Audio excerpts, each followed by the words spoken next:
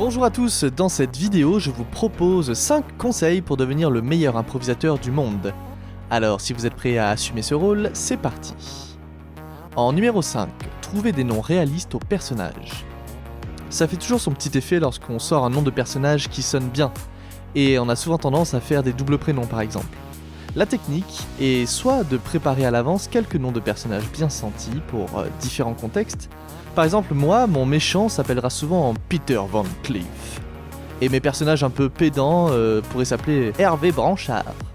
Mais bon, pour les puristes de l'impro, une bonne technique est aussi d'utiliser les noms de ses camarades de primaire. Moi, par exemple, dans ma classe de primaire, j'avais un Thierry Boccaccini ou une Elodie Blondel.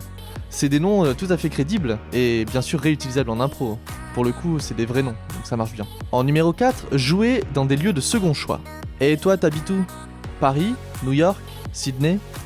Plutôt que de prendre la ville number one d'un pays, prenez plutôt la 3e ou 4e ville la plus connue. Alors vous aurez du Strasbourg, du Denver, Colorado ou du Perth. Ça paraît bête comme ça, mais ça fait bien voyager. En numéro 3, ouvrez les yeux.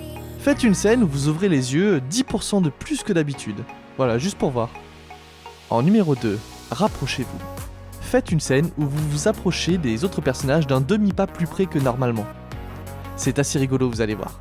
Essayez même avec un demi-pas encore plus près. C'est encore plus drôle. En numéro 1, faites une pause après une révélation. Vous voulez ajouter de l'intensité à vos scènes, rendre vos déclarations puissantes et surtout impacter votre public ? Alors déclarez quelque chose puis ne dites plus rien pendant quelques secondes.